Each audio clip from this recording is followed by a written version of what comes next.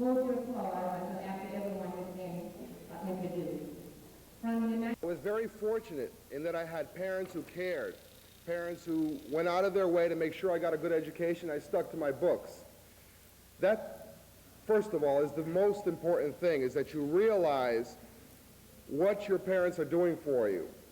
Secondly, after I graduated from high school, I went to high school. I was fortunate enough to get to school and not have to pay a whole lot for school because of a football scholarship.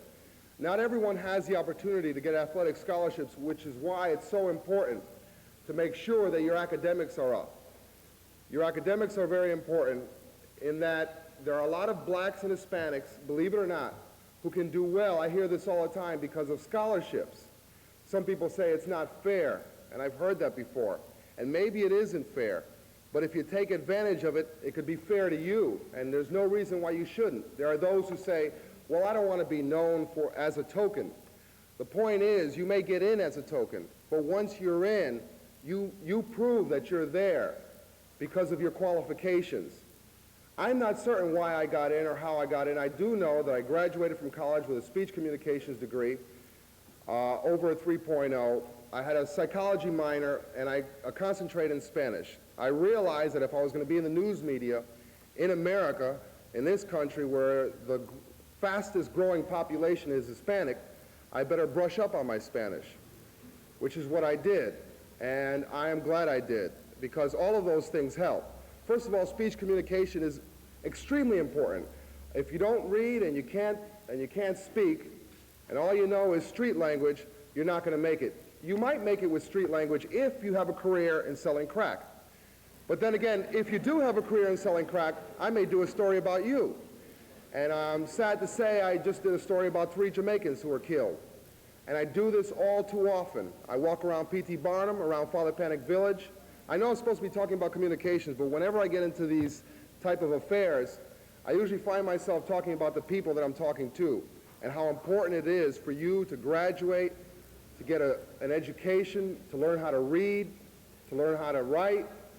That is communication. If you can't read, if you can't write, you're going nowhere, absolutely nowhere. That is the most important thing. Once you have that under your belt, okay, the key again is to stay off the streets. As I said, I could write about you, or you could join me in writing about others. I'd rather not write about people who found a bullet in their head, or people who eventually ended up in jail. I end up behind Bridgeport police lockup plenty of times taking pictures of 17-year-olds, people from this school, okay, with guns. I don't want to write about those stories, but I end up writing about it all the time. And to be frank with you, I'm sick of it, all right? Because I am from this city. I see a lot of you youngsters, all right, end up, all right, it may help you now. You may have 500, you may make more than I do a week selling it. It may happen, but eventually it's going to catch up to you.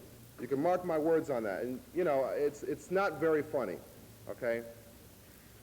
Once you get out, I've had the opportunity. I got into this business because of a young reporter who I saw on television in the early 70s.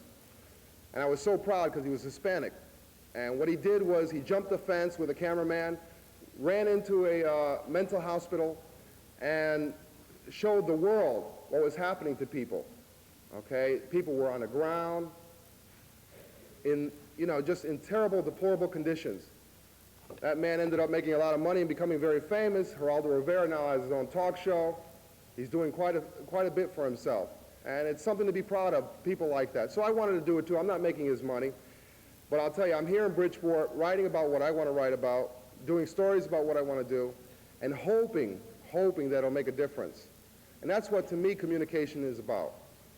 Trying to make a difference in your community, which is one of the reasons why I haven't ended up in the Midwest or California. There are a lot of opportunities. But for me, this is home, and for me, I'm making an impact here. And I hope that you watch News 12, and I hope that you learn something from it. I hope that maybe you would call us. The important thing is that you call us, that you talk to us. I am somebody you know, which is another important point I want to make. It's not only what you learn, it's the contacts you make. Excuse me. If I were to tell you that if you were to get your degree, I got a degree, and if everything else works out for you, you're going to get a job, I'd be lying. I am one of the few Hispanics in television news in New England. Very few, which is something we should all be upset about and angry about. We are among a growing minority, and yet we are hardly represented in news, all right? You should count the number of Hispanics you read bylines in the papers and the radio stations and at the television stations. And it's not only the managers, because the managers are partially at fault for this, but it's also because I don't see a whole lot of Hispanics coming in for interviews.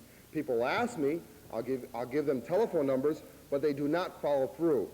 So there's no one to blame but ourselves. And I think if there's any point I want to make about communication, is that you speak up, that you be heard, make contacts, and learn how to read and write. That's it. Thank you.